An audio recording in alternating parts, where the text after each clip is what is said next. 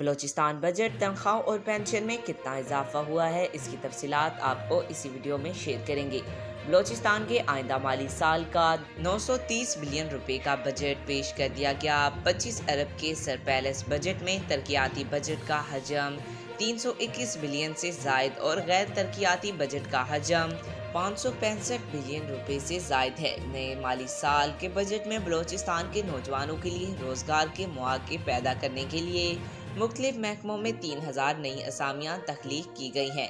Grade 1 से 16 के सरकारी मुलाजमीन की तनख्वाहों में 25%, जबकि ग्रेड 17 से 22 के मुलाजमीन की तनख्वाहों में 22% इजाफे की तजवीज़ है। रिटायर्ड मुलाजमीन की पेंशन में 15% इजाफा तजवीज़ किया गया है। बजट में नए तरक्याती मनसूबों की तादाद 2704 और जारी मनसूबों की तादाद 3976 है। अस्पतालों में अदवायात की फराहमी के लिए मुख्तस रकम 6 अरब रुपए कर दी गई। आज तक के लिए इतना ही। मज़ीद ऐसी मालूमाती वीडियो देखने के लिए हमारे चैनल को सब्सक्राइब करें।